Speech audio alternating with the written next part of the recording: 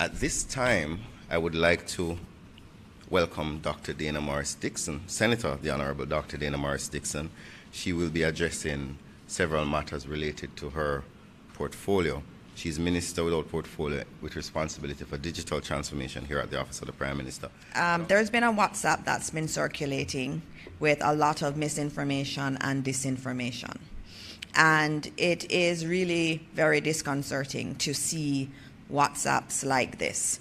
It speaks to a host of falsities about NIDS and the program, and they have to be dispelled.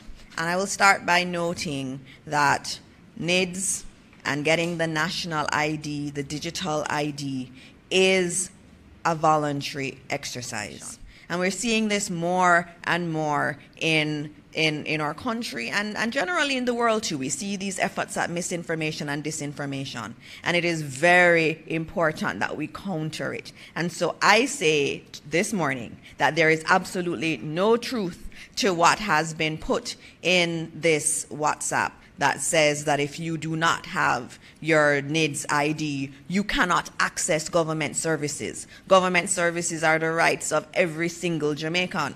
And so there would never be any attempt to try to have persons be kept away from government services due to a new national ID. That is completely false again. That was Minister without portfolio in the Office of the Prime Minister, with responsibility for skills and digital transformation, Senator Dr. the Honorable Dana Morris Dixon, who stood there in front of the camera in her official capacity as a public servant and outright lied to the Jamaican people. Her assertion that registering for the National Identification System, NIDS, is a voluntary exercise is a complete lie, and we must call out these covert attempts by the criminals in government to usurp the rights and freedoms of the Jamaican people. I have spoken at length about the National Identification System before, and I will reiterate the facts as they are in this video. For those who do not know, the National Identification and Registration Act was passed in 2019 to set up the National Registration Authority and the National Identification System. The purported purpose of this law is to set up a National Identification and Registration Authority that will be in charge of the National Identification System and give the government the right to collect and store personal and biometric information about all Jamaican citizens and residents, such as fingerprints and pictures of their faces.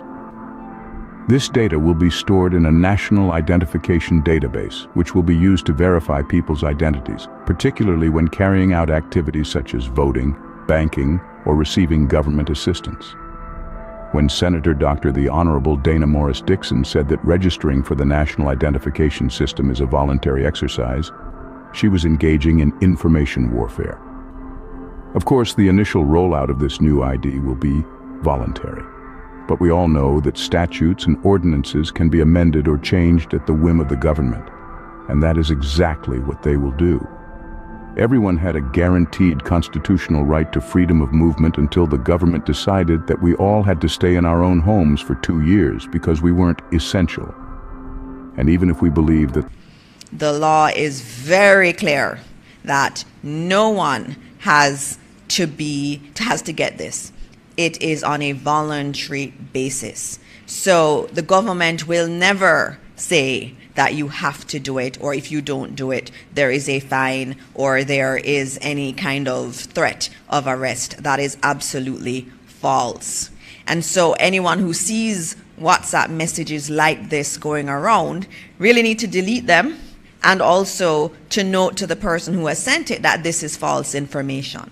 As Senator Dr. the Honorable Dana Morris Dixon said in that video, we all know that the government can, vicariously, force us to use this new national ID by passing laws that compel businesses to only accept these new IDs or face stiff penalties.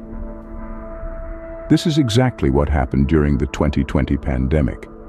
Businesses were legally required to enforce mask wearing and social distancing or face hefty fines if found not to be in compliance. And so it was not the government who was forcing people to wear masks and social distancing. It was businesses.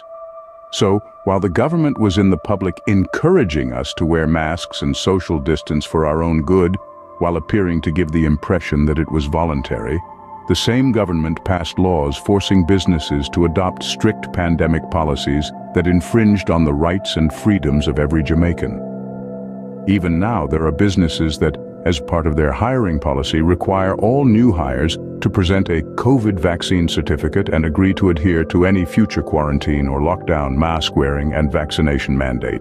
This is happening in 2024. So, what do you think will happen when the government rolls out this new national ID and then hypes it up as the safest thing since the doomsday bunker? Our government is full of criminals acting on behalf of some foreign power with the express purpose of bringing Jamaica into compliance with the 2030 agenda. This great reset set to culminate in 2030. This total economic and social transformation involves a new digital currency, a new digital ID, adopting the Agenda 21 Sustainable Development Goals, and a total transformation of Jamaican society into a digital society where everything is digitized and there is no privacy from the government. They will manufacture crises in an attempt to bamboozle people into accepting this Orwellian nightmare. This national identification system is one of these great reset tools. Next, the government will be pushing hard for JAMDEX, our new central bank digital currency. Why do you think they have switched Jamaican paper currency to these new flimsy bills? Why do you think that ATMs island-wide are constantly running out of cash or out of service? These are deliberate attempts to drive people toward the digitization of everything. This digital ID system is a Trojan horse for government surveillance and control, a digital gulag or prison.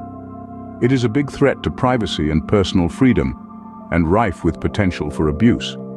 Because of all the ways it may be manipulated, this system could be used to enslave people without using physical force. To help you understand how dangerous the digital ID system could be, let's create a scenario. You wake up one morning to find that some of your personal information has been changed without your knowledge or consent, and you have no idea who did it.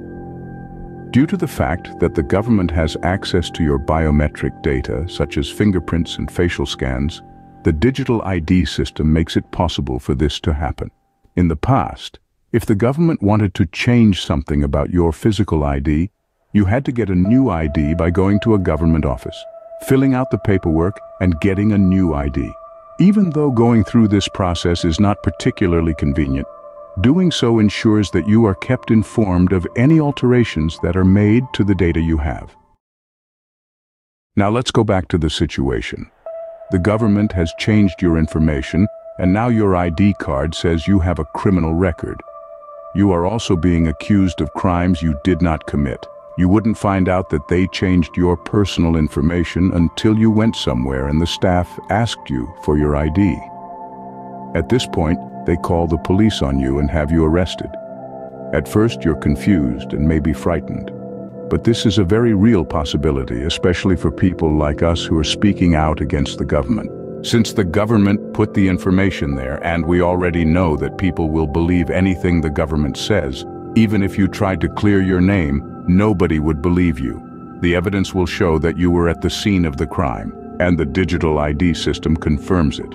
With advances in artificial intelligence that can place you anywhere at any time, when the time comes, the evidence will show that you committed the crime, even though, in reality, you were nowhere near the place where the crime was committed. You end up in jail, fighting for your freedom while your reputation is ruined and people start to see you differently. The legal process can be long and hard, and even if you're found not guilty, some people might still think you're guilty.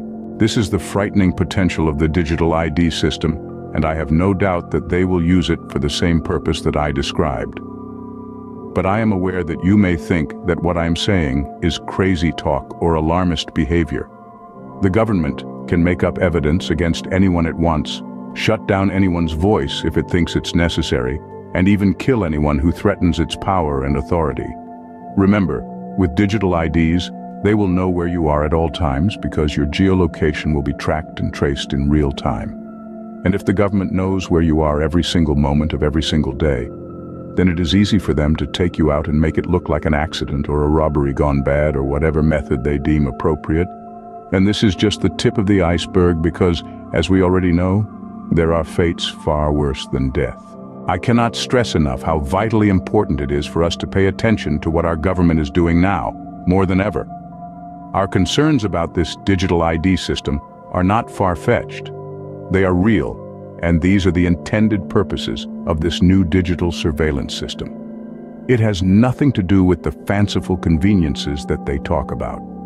The government or corporations do not care about your convenience. They absolutely do not. We have to be hyper-vigilant. We have to pay attention. We have to wake up to the reality that our government is working against us and has joined forces with unknown powers to kill and enslave people. I am certain that if we don't take action, some of us will perish and the rest will become slaves on a planet where sociopaths and tyrants rule.